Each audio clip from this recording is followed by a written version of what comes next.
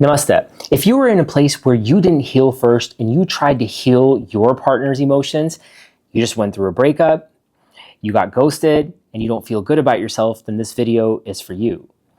When it comes to unprocessed trauma, it could be something that you just may not have inspired from yet, and we'll talk more about that in this video.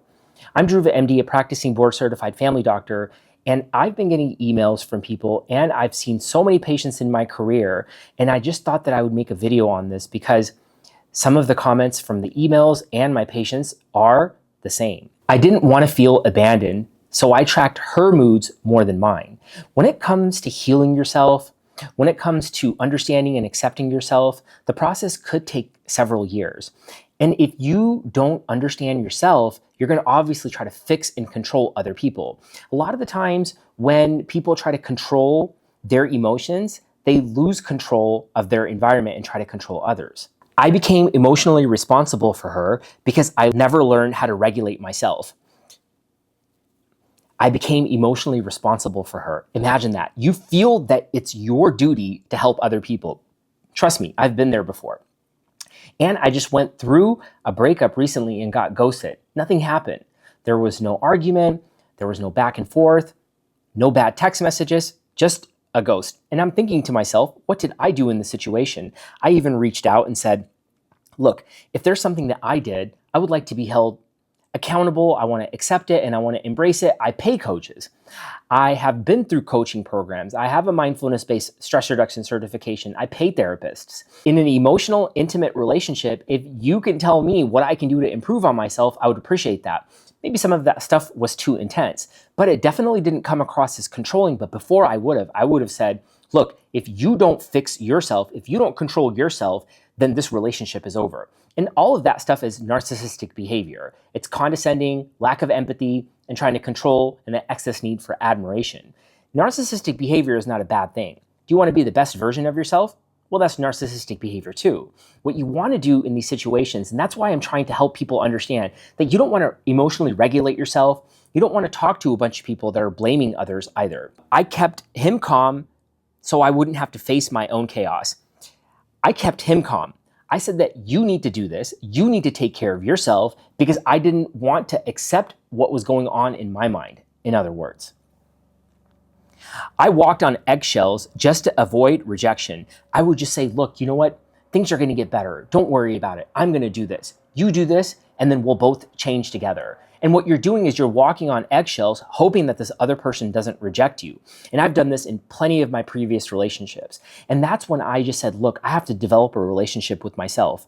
However, I didn't know that was God's plan. I didn't know that me living alone for 7 years, I was single for 10 years, but I was actively searching in 3 of those years. I wouldn't call myself single then. But when it comes to being single and working on yourself and understanding yourself, it could take several years.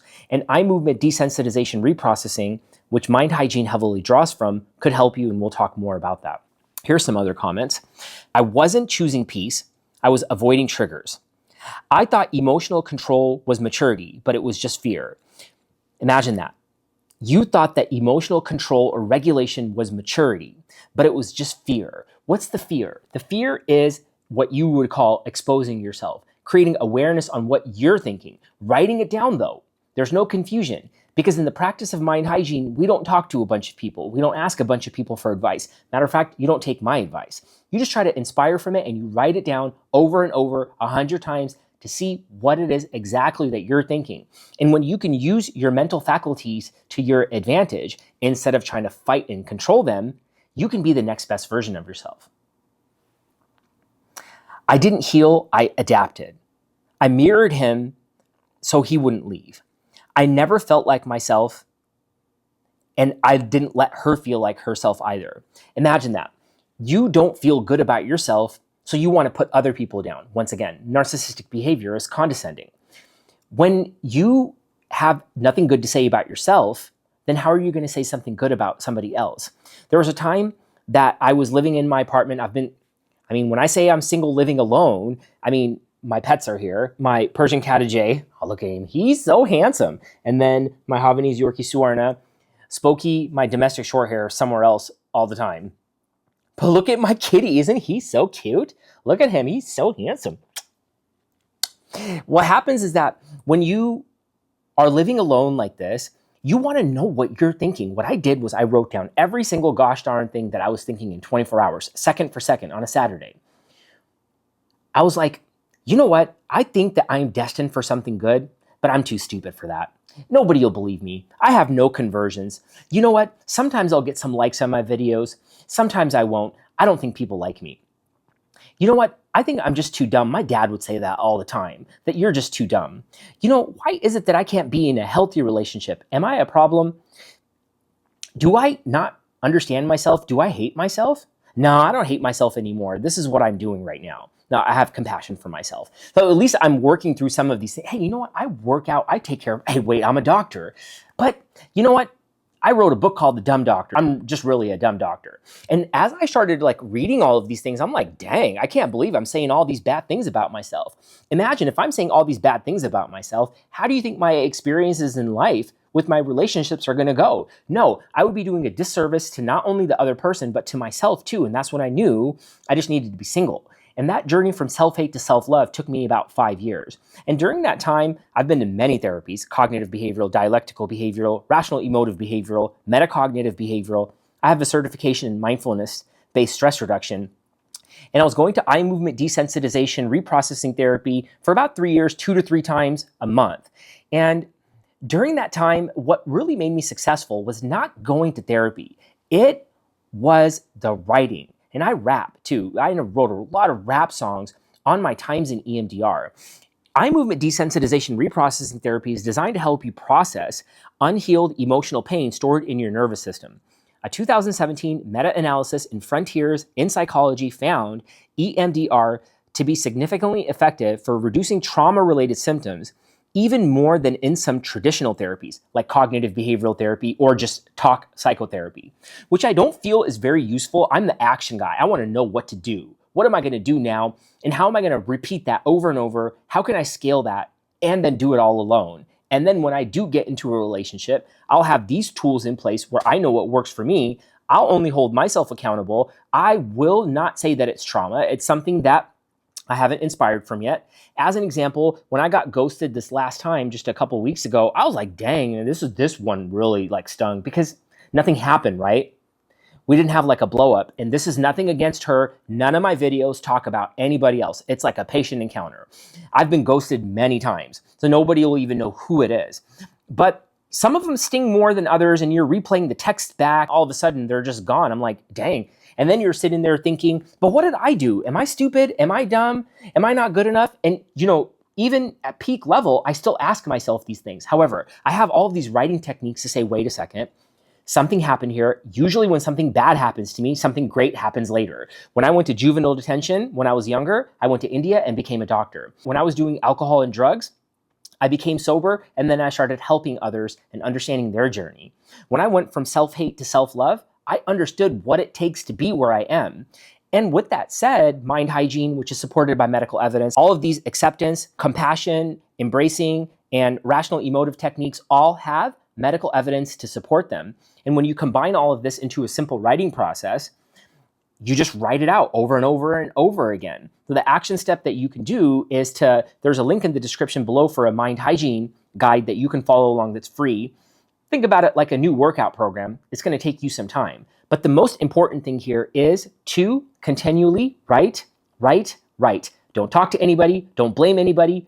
First, understand yourself. First, learn to forgive yourself for the things that you may have done to other people before you step into another relationship. If you have something bad to say about yourself, you have something bad to say about somebody else, I would highly suggest, advise, no, I would like for you to inspire from this and say, do you want to be the next best version of yourself? Or do you want to wake up in a couple of years and say you're the person who resents themselves, who don't like themselves, who talks bad about themselves, tries to control other people, tries to fix their minds, or just keeps on talking to exes when they get in through a breakup, or have something in the back of their mind as a backup saying that they're going to go date online? Are you going to be that person that I was for several years, and until I knew that I was not that person, I could dare not talk to anybody?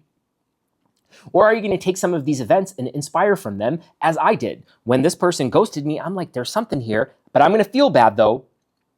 Let's make that very clear. I felt bad for like a day or two, but then every hour I was taking some action step and I was writing, why did it happen? First of all, I was writing, what did I do in the situation? And then I was like, well, I need to forgive myself for actually nothing in this situation. But usually I would first do that. When I was trying to control somebody, harm somebody's mind by trying to be condescending, I first had to forgive myself. And that took me several years. And that journey from self-hate to self-love was 5 years. And when I did officially say I do love myself, I still remember walking out of the gym one day saying that I love myself. And I was like, well, let me prove it to myself first. And I was single for 2 years almost after that. But during the last couple of relationships that I've had, they've been good. And I've been able to prove that this works, where you sit down, you talk to them, you first talk about what you did and not what they did. Thereby, you're completely taking the focus off of anybody on this planet but yourself. And when you do that, people would say, oh, well, don't do this journey alone. Oh, you'll attract the right people. The right people will come into your life at the right time.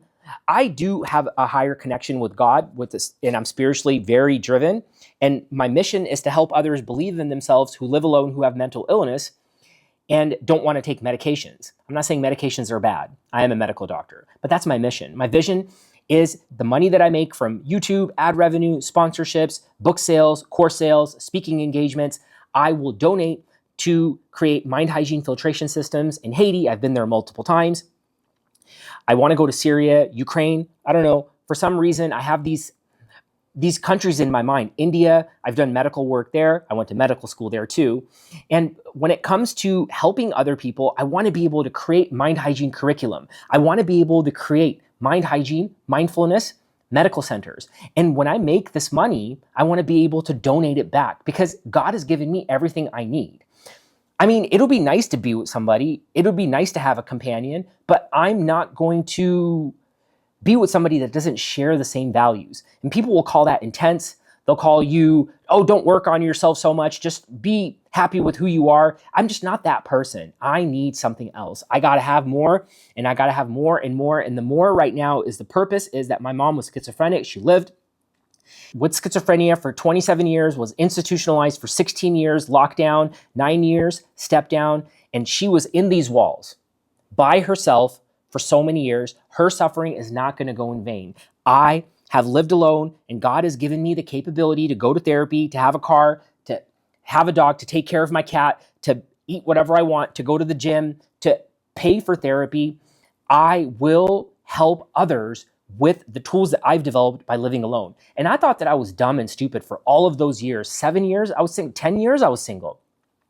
And I was like, dang, I just am not a good person. I'm a problem. But what I realized recently through this breakup is that this is the design. The design, the purpose is that those years that I lived alone is not going to go to waste. Finally, I'm talking about it just a couple weeks now. I've been talking about me living alone and me being single, working on myself. And now I understand the plan is to help others. So now I have a higher purpose.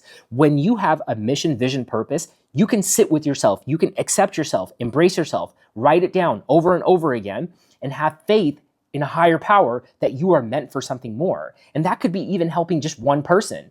But until you help yourself, until you're confident, you've written down in 24 hours when nobody's watching you, the real you, that's when you know you're ready to move on to the next relationship. If this video resonated with you, please subscribe, hit the notification bell. I'll be dropping videos every Wednesday at 4 p.m. Pacific Standard Time. Also, please share the video, comment, like it. If you feel somebody else will benefit from it, please pass it on to them. And I'll see you in the next videos. Namaste.